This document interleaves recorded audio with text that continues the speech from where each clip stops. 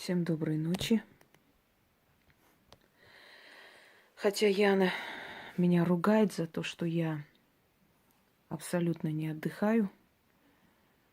И сегодня сказала, вот я проверю, во сколько вы ляжете спать. Я, конечно, ей пообещала обязательно лечь спать и отдохнуть. Но дело в том, что я просто фанат своей работы. Я одержима своей работой. И у меня столько информации, столько знаний, что я не могу спокойно с этим жить. Дорогие друзья, информация – это большая ответственность. Не зря человек, который сталкивается с потусторонним миром, он либо глохнет, либо слепнет, что-то с ним случается, чтобы не рассказывал другим то, что он видел.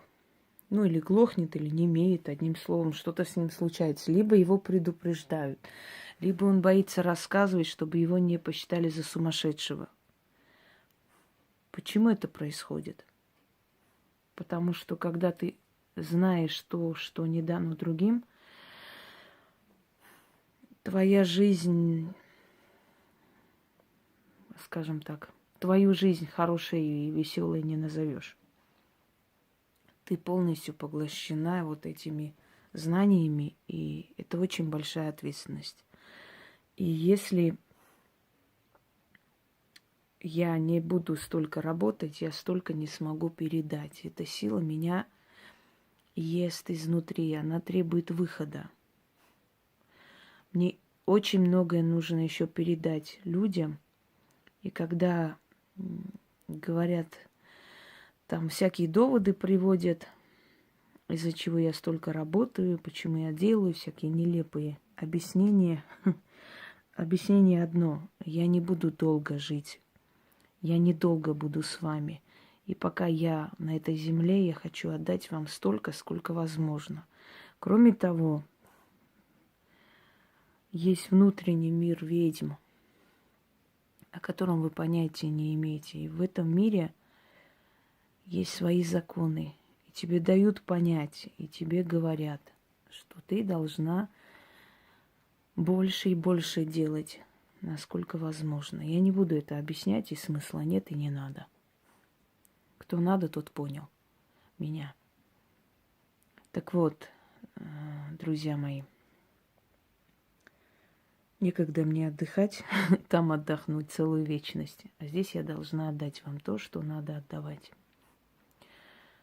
Я знаю, что сейчас огромное количество людей поменяли свою жизнь благодаря моим работам, но придет время, может быть, и века пройдут, и эти работы останутся, я знаю. Потому что эти работы через меня передаются силами. Может быть, каждый ритуал, каждая работа, пройденная через меня, отданная вам, когда-то была уже давно отдана кому-то. Просто прошли века, это забылось, и снова передали через меня. Поэтому они сильные. Особенно ритуалы вуду. Они все сильные ритуалы, все. Но вуду, оно особая ответственность. Ошун. Богиня любви, красоты, денег. Ее называли африканская Афродита, африканская Фортуна, потому что она воплощает в себя и то, и второе, и третье. В честь нее названа река Осун. Она одна из Лоа, то есть великих богинь, духов. Называют ее в Африке Мама Ошун. Шанго Карифур, ее супруг, бог грома и войны, который покорил ее своим танцем, и он, как послушный ребенок, этот грозный бог, боится своей жены, боится обидеть ее.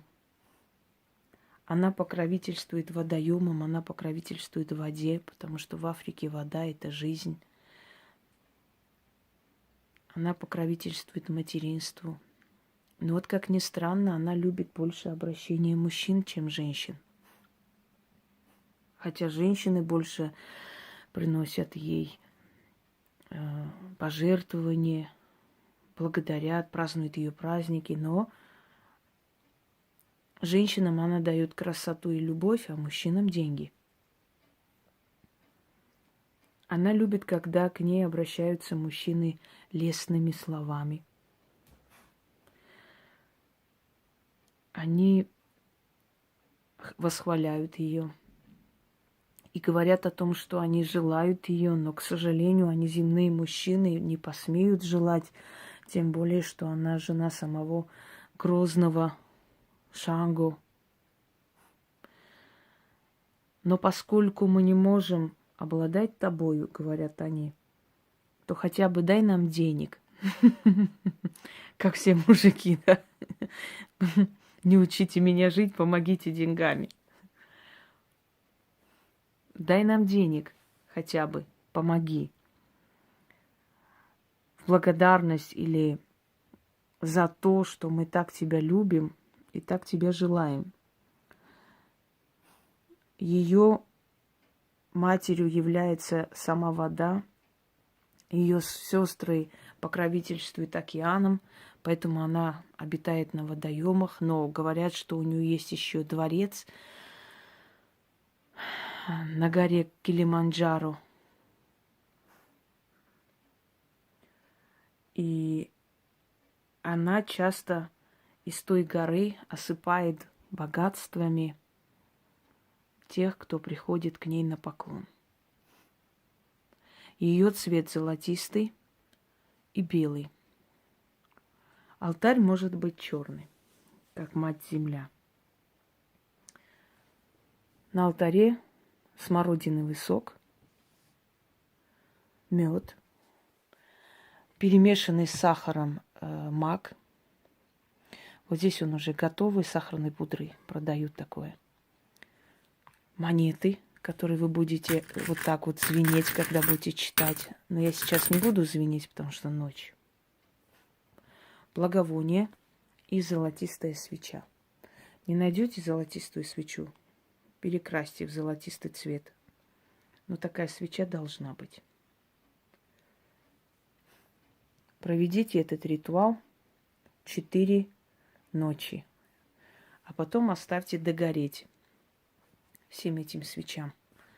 Ничего делать не нужно. Каждый раз нужно ставить ей вот это угощение. На следующий день относить и оставить где-нибудь. Емкость возьмите побольше. Здесь я маленькую взяла. Можете поставить емкость одноразовую, но желательно не пластмассовую, а, например, ну вот из какого-то материала, там, бумажную тоже. Но никак не пластмассовую. И смородиновый сок перелейте в маленькую баночку. Это все выносите и вылейте на землю. А вот емкость с медом и маком оставьте там. Деньги храните, вот эти деньги, которые вы будете читать, храните, оставьте дома. Если потратится, значит, повторите ритуал. Это нужно где-нибудь спрятать. Этот ритуал проводят мужчины. Можно ли женщинам? Не рекомендую. Она может не сработать, ну, навредить не навредит, но она может разозлить ее. Потому что здесь, вы знаете, она очень капризная богиня. Ее статую дома хранить не рекомендую простым людям, потому что она такая. Я как-то на нее надевала свое ожерелье. Кому-то это покажется сказкой, легендами, небылицами вообще, о чем говорит, какие-то боги, какие-то там, они могут отомстить, они вот характерные, что-то там на нее кто-то одевал, что-то ерунда какая-то. Может быть, кому-то так покажется до первой оплюхи. И тогда вы поймете, что это не просто так сказано, что есть определенные силы, как их описывают и почему мы знаем их характеристику, мы знаем, кто чем занимается. Они сами являются людям, являлись тысячелетиями людям, которым дано было с ними вступить в контакт, видеть их. И вот какие они хотели им показаться, какими символами они хотели им показаться, так и показались. И эти люди так и описали их. зная их привычки, веками потом начали добавлять какие-то символы, еще что-нибудь и так далее в их общую картину представления о богах. Но как мы узнали, какие они, чего они любят, кто чей муж, чья жена? Сами они это сказали, понимаете, людям. И вот из поколения в поколение, как я уже говорила, откуда мы знаем столько? Мы знаем столько, стоя на плечах гигантов или титанов. То есть те, которые до нас это все открыли, мы берем их информацию. Такие были колдуны в древности, что даже половины их сейчас мы, может, не способны, как они знали и могли, потому что у них видение было открыто. Мир был еще не такой грязный, зомбированный, отупевший. Понимаете? Так вот. Ошун почитаемо. И черное население, которое продавалось в рабство, которое поселилось на Гаити, в Португалии они как рабы были, туда перенесли, то есть Сантерею, магия. Что такое Сантерея? Это вперемешку вуду и католичество. Христианская маска, есть такое название. У каждого бога есть христианская маска. Например, Лунга Ошу Легба, извиняюсь. Его христианская маска – это святой Патрик. Ошун, христианская маска – это святая Мария. Почему так получилось? Потому что наказывали смертью за поклонение своим богам и духам. И рабы договаривались с богами, просили их, чтобы они разрешили им называть их другими именами. Мол, я буду называть Патрик, а ты, пожалуйста, знай, что это я тебя призываю. Я буду говорить Святая Мария, а ты, мать Ошун, знай, что я тебя призываю. Понимаете? И вот они получили христианские маски, то есть укрывались под этими масками. Вот точно так же случалось и с другими направлениями магии, понимаете? Вот точно так же, как сейчас говорят, там, во имя Отца и Сына, это было во имя Дождь Бога, или во имя Великого Велеса, или еще кого-нибудь. Вот это христианские маски остались, и произошло христианская магия, которая не существует. А под этими подстроками любой профессионал видит языческие корни любого заговора. Вот в чем дело-то. Так вот, так вот, звеня монетами, нужно читать заговор, когда там сказано «звеня монетами я призываю», и когда как бы припев, повтор маленького заговора внутри заговора. После чего нужно посыпать, нужно немного пальцем взять мед и, значит, съесть. Почему это делается? Это делается потому, что когда Ошун была на земле в обличии обычной женщины, ее отравили медом. И для того, чтобы показать, что ты не имеешь никаких плохих намерений по отношению к ней, нужно, значит, немного съесть этого меда и немного выпить вот смородиновый сок. Потом это все сыпать сюда и оставить. Оставить на алтаре. На следующий день вынести, как я сказала. Далее. 4 ночи это проводится. Это проводится ночью. Эти монеты хранить. Вы увидите, как у вас резко пойдет вверх все. Резко поднимется карьера. Денежные эти все дела начнут решаться. Она любит обращение мужчин. Она любит мужскую энергию. Она очень страстная богиня. Именно, скажем так, взяв за основу обращение к ней на суахили, я создала на этой основе свою работу. Поскольку я знаю язык суахили, именно язык магии. Не именно язык, на языке суахили я говорить не смогу, но термины магии, обращения, просьбы на языке суахили я знаю. Этот язык мне очень близок. То есть я сама составляю, потому что я эти слова знаю. Откуда я знаю? Я уже вам говорила. Откройте, посмотрите ролик, то есть лекцию мою, называется «Мои наставники». Начнем?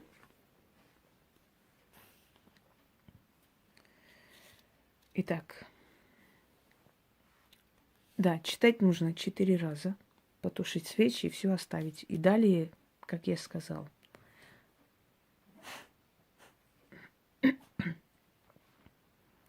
О Миунгу Макике, великая Ошу, возлюбленная грозного Шанго, склоняю голову перед твоей красотой и благословляю твою всепоглощающую страсть.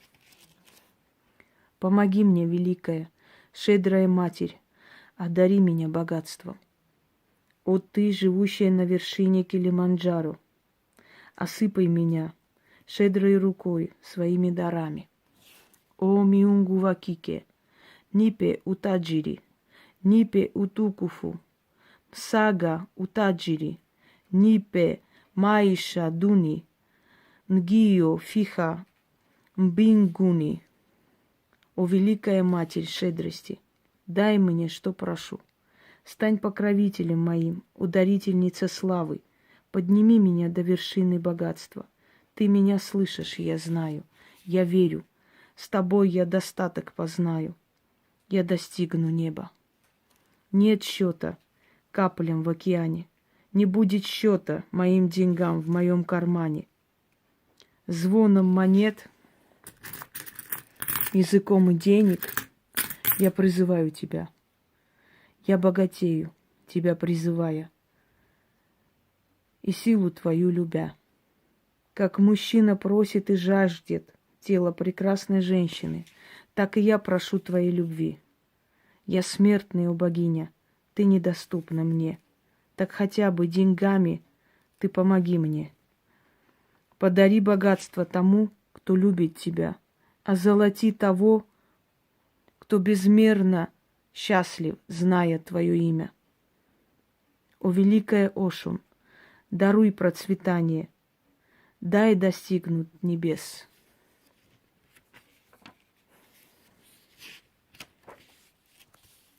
О Миунгу Вакике, нипе утанджири, нипе утукуфу, сага утаджири, нине майша дуни, нгио фиха мбингуни. О Миунгу Вакике, нипе утаджири, нипе утукуфу, мсада утаджири, нипе майша дуни, нгио фиха мбингуни. О Миунгу Вакике, нипе утаджири, нине утукуфу, мсада утаджири, нипе майша дуни, нгио фиха мбингуни. О Миунгу Вакике, нипе утаджири, нипе утукуфу, мсага утаджири, нипе майша дуни, нгио фиха мбингуни. Я верю, я знаю, ты меня слышишь. С тобою я достаток познаю, я достигну небес. Свершилось, свершилось, свершилось.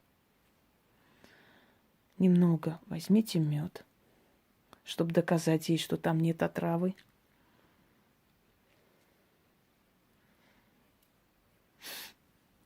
Немного испейте смородиновый сок, чтобы доказать ей, что там нет отравы. Единственное, что я забыла, зажечь свечу. Ну да ладно, я вас учу здесь. Это не трагично. Вот так посыпьте.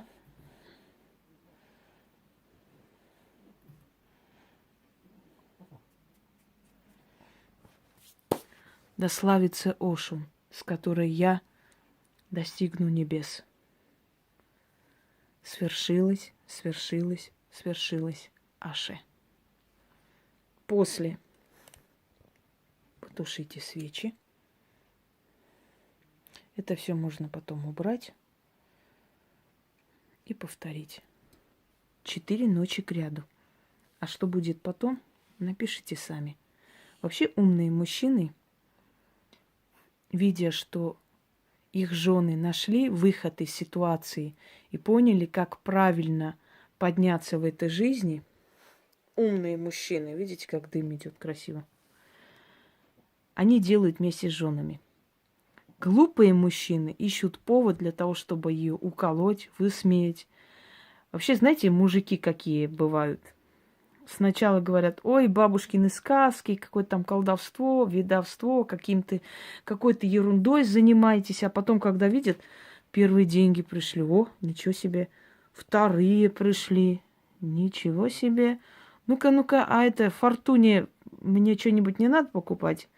Может, я розу куплю или чего-нибудь, что там? Ты говори, не стесняйся.